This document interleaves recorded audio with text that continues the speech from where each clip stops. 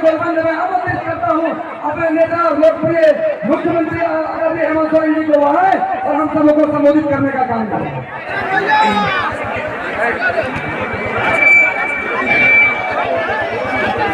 आज यहाँ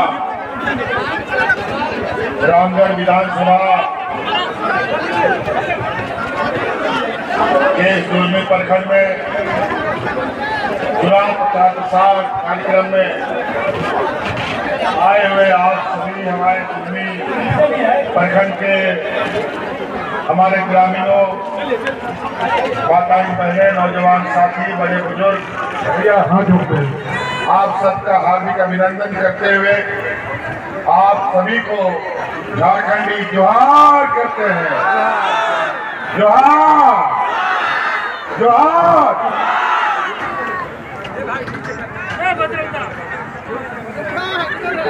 आज आप सबको मालूम है झारखंड विधानसभा का चुनाव का घंटी बज चुका है और पहला चरण का चुनाव प्रचार प्रसार समाप्त हो चुका है। यहाँ अब ये दूसरा चरण का चुनाव प्रचार चल रहा है। एक लंबी दूरी तय करते हुए अभी हम लोग रामगढ़ विधानसभा पहुंचे हैं और भी कार्यक्रमों में जाना है। हम लोग बहुत कम समय के लिए आए हैं, 10-12 मिनट। आपको बहुत मोटा बात हम बताएंगे। सड़क, पुल, पुलिया के बारे में तो बाकी हमारे कार्यकर्ता नेता आपको बता भी देंगे। आज आपके बीच में रामगढ़ विधानसभा में महागठबंधन की तरफ से, जिसमें जेएमएम, कांग्रेस, आरजेडी, वाम दल के लोग हैं, सभी लोगों ने मिलकर हमारी चल रही सरकार और हमारे रात का नाथ का नेतृत्व करने के लिए फिर से आपके बीच में ममता देवी कांग्रेस के प्रत्याशी को यहाँ खड़ा किया है। और अभी आपको पता है ना हमारी सरकार चल रही है, मालूम है कि नहीं? बहुत लोगों को पता नहीं चलता है कि सरकार किसका चलता है। आपको पता चलना चाहिए सरकार किसकी है, नहीं तो लोग बहुत ठगता है। आज के दिन में ऐसे गांव देहात है जहाँ का लोग आज के दिन में भी वीडियो कौन है, सीओ कौन है, ये भी नहीं जानता। डीसीएसपी का तो बात का बात है। और आपको लगता होगा कि यहाँ पर विधायक एनडीए और एनडीए गठबंधन का 800 का लोग है तो उसी का सरकार चल रहा होगा। वो लोग बहुत बड़ा तीर मार रहा होगा। बिल्कुल नहीं। यहाँ जो आपके प्रत्याशी है, जो विधायक है, ये लोग तो हमको जेल में डाल देने का काम किया। इन लोगों ने तो आपको पता है कि हम जेल में थे, पता है?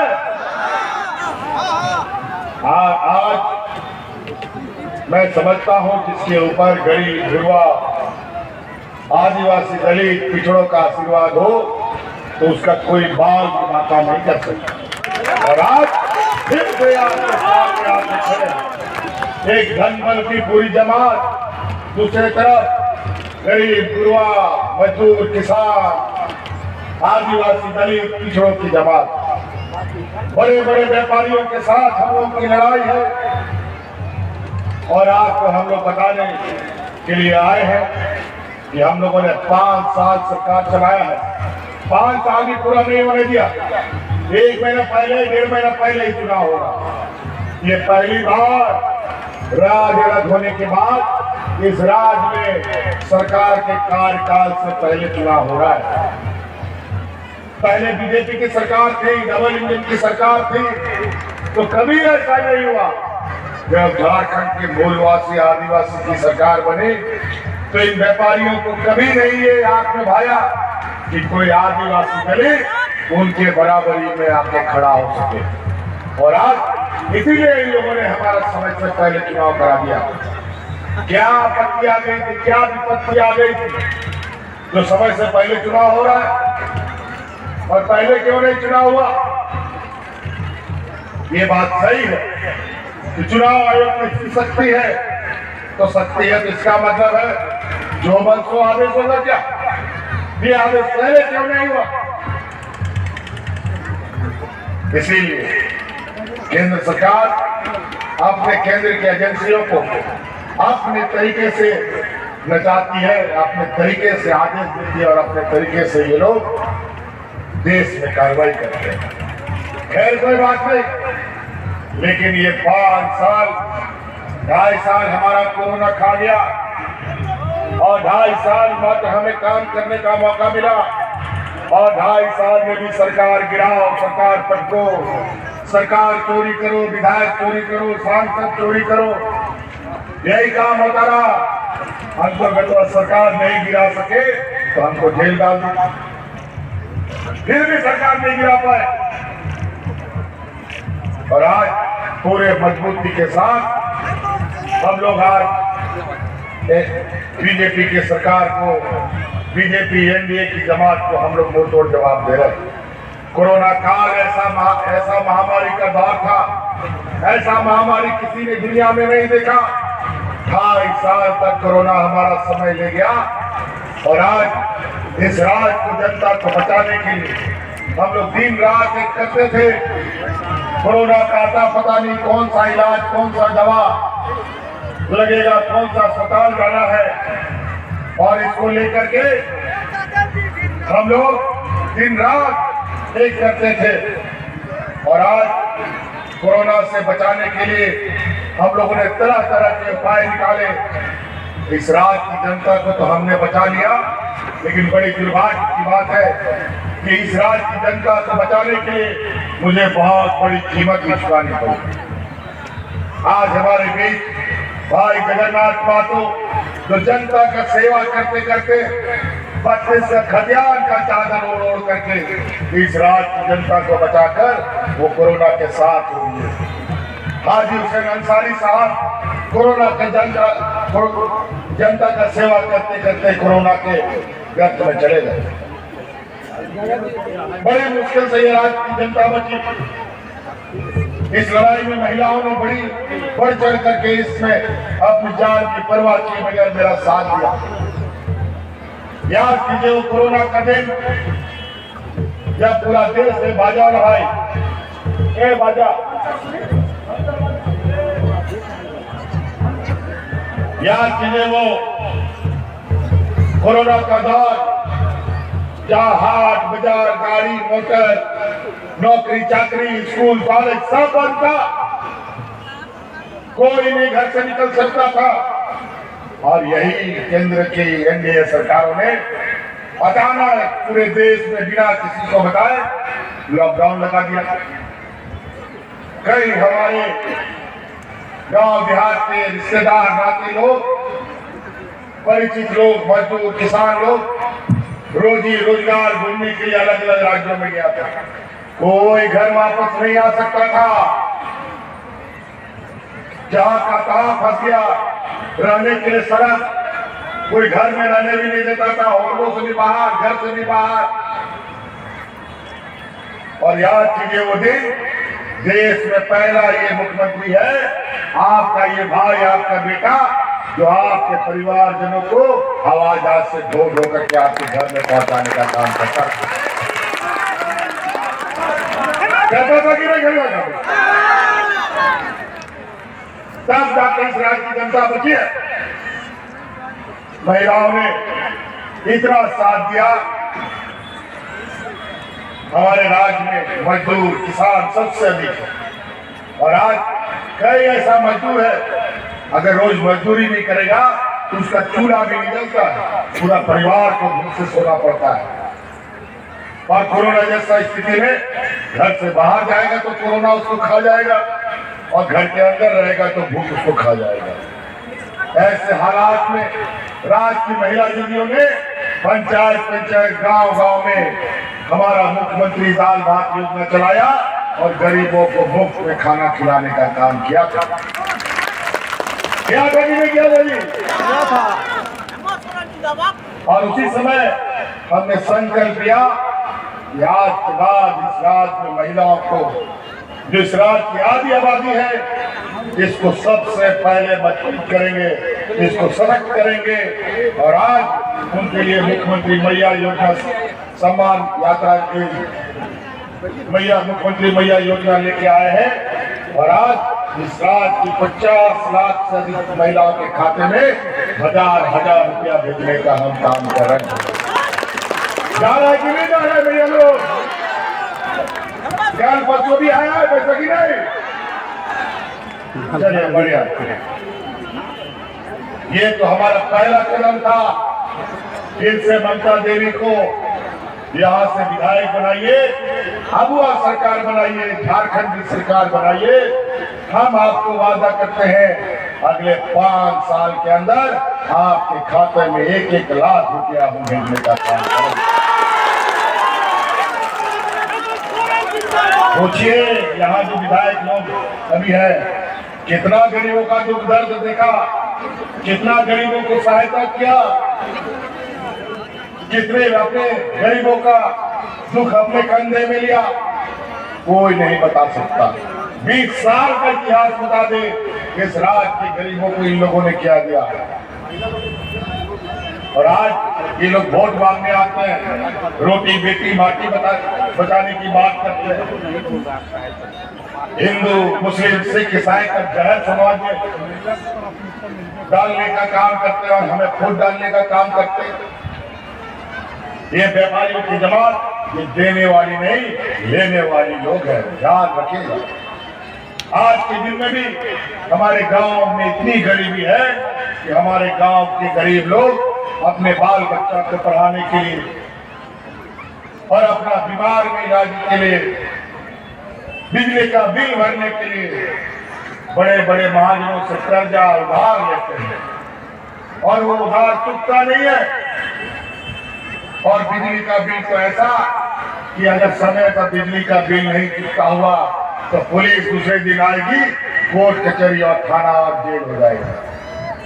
लेकिन आज उन गरीबों की इस दर्द को, इस दुख को हमने समझा और इनके पूरे बोझ को आज हमने अपने कंधे पर लिया और इस राज्य के हर गरीब का बिजली का बिल बकाया माफ कर दिया है। माफ हुआ कि नहीं? बोझ कम हुआ कि नहीं? बताओ 20 साल में किसने आपका बोझ कम किया? आज इंडिया गठबंधन ने हमने आपका बोझ कम किया, क्योंकि आपकी तकलीफ को हमसे ज्यादा कोई नहीं समझ सकता। इसीलिए हक अधिकार के साथ आपके पास वोट लेने का अधिकार हम रखते हैं और गठबंधन को जिताने के लिए आपसे आग्रह करने आए। पूछिए ये लोग 20 सालों में क्या दिया? यही डबल इंजन की सरकार 2019 में लोग राशन कार्ड हाथ में लेकर के भाग करके दर्जनों मर गए। हम उसके गवाह हैं, उनके घर तक हम गए थे। यही डबल इंजन की सरकार है, यहाँ पर किसान आत्महत्या कर रहे थे और यही और मांगी के जंगलों में मैं जाकर के उसका गवाह बना था। और आज किसानों का 2 लाख तक का ऋण माफी 20 वर्षों में आज हमारी सरकार ने किया है। क्या रोटी बेटी माटी का बात करेगा ये लोग? बोलता है बेटी बचाएंगे, रोटी चुरा के ले जाएंगे, माटी बचाएंगे, माटी चुरा के ले जाएगा। जी भाई, ये क्या बात करेगा रोटी बेटी माटी का? पूछो इनसे। गुजरात में ब्रिटिश बालों का सामूहिक बलात्कार करने वाले लोग जो जेल में बंद है, कौन चुनाव के समय पैरोल में छोड़ करके वोट मांगने के लिए भेजता था? पूछो इनसे। राम रहीम जो बलात्कार के आरोप में जेल में बंद है, उसको चुनाव में पैरोल में ला करके वोट मंगवाने के लिए कौन भेजता है? और यहाँ 1 साल से असम का मुख्यमंत्री कौवा गीत की तरह मंडरा रहा है सरकार गिराने के लिए। पूछो, ये नॉर्थ ईस्ट डेवलपमेंट अथॉरिटी का चेयरमैन भी है, पूछो मणिपुर में आदिवासी महिलाओं के साथ क्या हो रहा है। आज तक उसका प्रधानमंत्री क्यों नहीं बोला? आज तक उसका चेयरमैन क्यों नहीं बोला? और यहाँ पर आदिवासियों को बचाने की बात करता है। क्या बात करेगा ये लोग? सिर्फ और सिर्फ सत्ता चाहिए। यहाँ की खनिज संपदा, यहाँ के लोगों को विस्थापित करना, यहाँ के जल जंगल जमीन को उजाड़ने का इनका बड़ा षड्यंत्र चल रहा है। यही छत्तीसगढ़ में जाके की खबर लो, हंसदो का जंगल अपने व्यापारी मित्रों के बीच में उनके हवाले कर दिया। आज वहाँ के आदिवासियों को खदेड़ा जा रहा है। जो विरोध कर रहा है उसको नक्सल और आतंकवादी बना करके गोली मार दी जा रही है या तो जेल डाल दिया जा रहा है। ये इनका नीतियां है। आज महंगाई आसमान छू रहा है। अभी मैनिफेस्टो में बोलता है 500 रुपया सिलेंडर देंगे।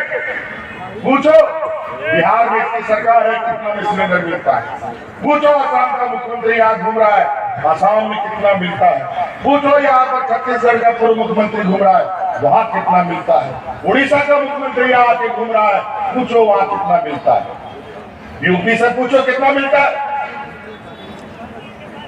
वहाँ का मुख्यमंत्री यहाँ आके बोलता है बटोगे तो कटोगे। झारखंड का लोग ना कभी बटा है ना कभी टूटा है, लेकिन इस चुनाव में वोट के माध्यम से दम भर चुकेगा। ये तैयार रहो। इसलिए ममता देवी को आपको जिताना है, तभी आपके दुख दर्द खत्म हो सकते हैं। नहीं तो ऐसे लोगों से आपका कोई भला नहीं होना। पैसे के बल पर अगर आपने वोट दिया, कल को ये मत पूछिए बोलिएगा कि हेमंत सोरेन ने आकर के आगा नहीं किया। पूछिए 20 साल में आपका बिजली का बिल बकाया, कर्जा माफ हुआ? पूछिए महिलाओं को मजबूत करने का। आज पहले के समय में 2019 से पहले गांव में गिना चुना बुढ़ा बुजुर्गों को पेंशन मिलता था। गांव में 1-2 महिला जो विधवा थी उसको पेंशन मिलता था, और पेंशन कार्ड के चक्कर में बुढ़ा बुजुर्ग लोग भटकता रहता था, दलाल लोग उनको ठगता रहता था, कभी काम नहीं बनता था। हमने कानून बनाया, देश में पहली बार इस राज्य में सभी बुढ़ा बुजुर्ग को पेंशन देने का। और आज कोई गांव में बुढ़ा बुजुर्ग, कोई विधवा महिला पास लगा के ढूंढोगे ना तो बिना पेंशन का नहीं मिलेगा, सबको पेंशन मिलता है। ये लोग गरीबों को देने के लिए कुछ नहीं है इनके पास, बुढ़ा बुजुर्ग को देने के लिए पैसा नहीं है, किसानों का कर्जा माफ करने के लिए इनके पास नहीं है, लेकिन अपने बड़े बड़े व्यापारी मित्रों के पास उनका कर्जा माफ करने के लिए अरबों खरबों लाखों रुपया इनके पास। महंगाई बढ़ा करके आसमान पहुंचा दिया। महंगाई घटाने के नाम पर, महंगाई घटाने का नाम नहीं ले रहा। आज स्कूल कॉलेज का किताब कलम दाल रोटी चावल सब्जी सब महंगा। हम लोग की जब सरकार केंद्र में थी, महागठबंधन की सरकार थी, तो उसमें गैस सिलेंडर 450 टका में मिलता था, और आज कितना मिलता है जी?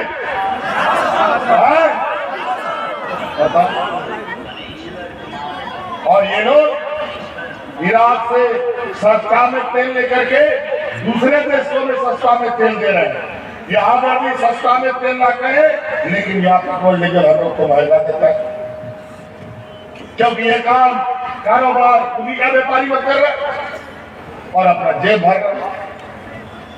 तो समझिएगा सही और गलत को। भावनाओं में वोट देने से हमेशा नुकसान होता है।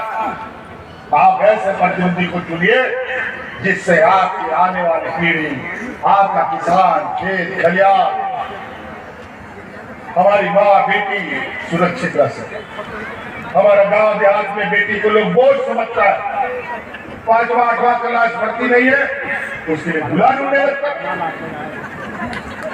और पढ़ाई छुड़ा देता। क्या करेगा बेचारा, गरीब है, पढ़ा लिखा के क्या करेगा? घूमने में खुआना छोड़, बंद करो ये काम। हम कोई बेटी हमारी बोझ नहीं बनेगी। अभी हमने पहले चरण पर सावित्रीबाई फुले से उनको जोड़ा है, लगभग 10 लाख बच्चों को इसमें हमने जोड़ रखा है। आने वाला समय इंजीनियर बनाओ, वकील बनाओ, डॉक्टर बनाओ, IAS बनाओ, IPS बनाओ, उसका पूरा का पूरा खर्चा हम देंगे। ये हमारा